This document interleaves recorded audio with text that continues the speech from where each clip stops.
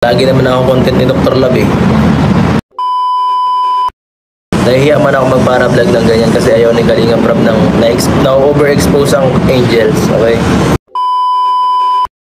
And hello guys, welcome back to my channel, panibagong araw at syempre panibagong reaction video na naman ang ating pag-usapan. Ayan guys, welcome back to Chloe TV, isang mapagpalang araw po sa inyong lahat sa ang sulok man kayo ng mundo. So lalong lalo na sa ating mga OFW na palaging nakasuporta sa ating Kalingap, maraming salamat po sa inyo guys. And syempre sa mga solid supporters natin na hindi tayo iniwan, no? Maraming salamat din po sa inyo. Yun nga, yung magiging reaction video natin. So nakita niyo na yung thumbnail natin at saka yung title about kay Kalingap Edu, no? So may mga issue lang. So, siguro may nilinaw lang siya dito. Mapanood natin yan mamaya. Kinuha natin guys yung clip video na to sa live ni Kalingap Edu. Sa mga hindi pa nakapag-subscribe sa kanya, lalong lalo na yung mga Kalingap supporters natin. So ayan guys, si Kalingap Edu, wag niyong kalimutan kasi isa din po yung charity vlogger na talagang napaka-pure na charity vlogger, no? So, suportaan natin si Kalingap Edu. And syempre guys, wag din natin kalimutan suportaan ang pinakaama ng Kalingap, si Kuya Bal Santos Matubang,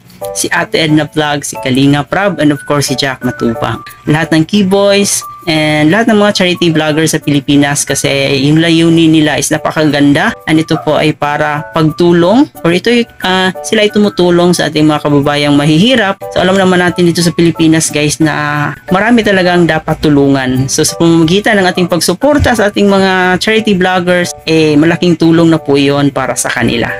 So kaya naman guys, alam ko excited kayo, panoorin muna natin itong clip video na kinuha natin sa live ni Kalingap Edu kung saan may revelasyon nga ito dito, no? So may mga sinasabi siyang kaabang-abang. Ayan, panoorin muna natin to, tsaka tayo magbigay ng reaction. Sila Kuya Bal naman po, lumabas din ng Camarines Norte, nasa Samar, papunta po sila sa Samar. Sila Kuya Bal po, papunta sa Samar. Panoorin nyo rin po. Alala na tayo. Yung mga tinutulungan sa dahil, nag-chat na sa akin. Sila Desiree. Actually, gusto ko talaga mag-scout sa Palawan, kaya lang hindi ko alam yung lugar, hindi ko kabisado. Doon sa pwesto kasi namin, hindi masyado magandang mag-vlog kasi parang mga negosyante ang tao doon. Binigyan yung isang tatay na may anak na PWD. Tinulungan ko hindi ko na lang binideo. Ayaw niya magpa-video eh. Binigyan ko na lang ng pera. Sayang po kasi kahapon sana kasama sa live ko si Beyonce, kaya lang hindi ko siya nakita. Okay lang po yan. Ang mahalaga is makikita niyo siya sa vlog ni Kalingap Rab, kami. Ako, respect lang ako kay Kalingap Rab, no? Sa vlog ko, mas priority ko yung siyempre yung sa mga tinutulungan ko. Nahihiya man ako magpara-vlog ng ganyan kasi ayaw ni Kalingap Rab ng na-overexpose ang angels, okay? Kaya bago kasi yung sasakyan ni Doc eh. Pwede talaga kay Dr. Lab na lang ako sumakay para malapit, para mabilis. Total, palagi naman ako content ni Dr. Lab eh. Makabawi man lang siya sa akin. So yun nga po guys, napag-alaman natin, no, na about pala ito kay Dr. Love. Ayan, napakahilig din kasi ni Dr. Love yung mga clickbait, di ba? Marami kasing yung clickbait kasi guys, technique po yan ng mga vlogger para talagang mag-click ka para panoorin mo yung video. Pero may mga iba kasing clickbait na mga title talagang sobrang layo dun sa kanilang video. So yun yung nangyayari kay dito, no? Napakahilig kasi ni Dr. Love sa mga clickbait na yan.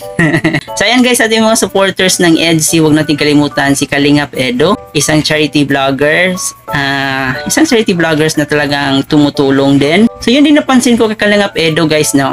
Ito ay opinion ko lamang kasi palagi kong nakikita yung ibang mga Kalingap boys na palagi nilang binablog kung sino yung sikat, di ba? Katulad ni Kalingap Jomar. So marami tayong mga Kalingap boys or key boys na talagang palagi nilang binablog yung mga sikat. Pero itong si Kalingap Edo guys, talagang minsan hindi ko nakitaan ng video sa YouTube channel niya na binablog or ini-interview niya itong mga sikat na Kalingap vloggers natin, no? Like Kalingap Dan, Kalingap Jomar. So sila naman talaga yung sikat, medyo talaga mataas yung mga views. Hindi ko na kitaan si Kalingap Edo dyan. Kasi tulad din ng sinabi niya, napakalaki po ng respeto niya kay Kalingap Rab. And isa din po talaga sa roles ni Kalingap Rab, hindi nila pwede na palaging iba-vlog yung Kalingap Angels, 'di ba? So bawal po 'yan sa mga keyboys natin na palaging na-i-expose yung key angels natin sa kanilang mga vlog. So ang may karapatan lang po talaga mag-vlog is si Kalingap Rab kasi sa kanya naman po. So yun nakikita ko kay Kalingap Edo na talagang sobrang napakalaki ng kanyang respeto kay Kalingap Rab, 'di ba? Palagi siyang sumusunod sa mga rules. So, yun yung maganda guys kay Kalingap Edo. So, ayan guys, kung hindi pa nakapag-subscribe, panoorin nyo po yung mga videos ni Kalingap Edo. Kasi puro charity talaga yung vlog niya doon. Yung makikita mo talaga is lahat mga charity vlog talaga yung mga ina-upload niya.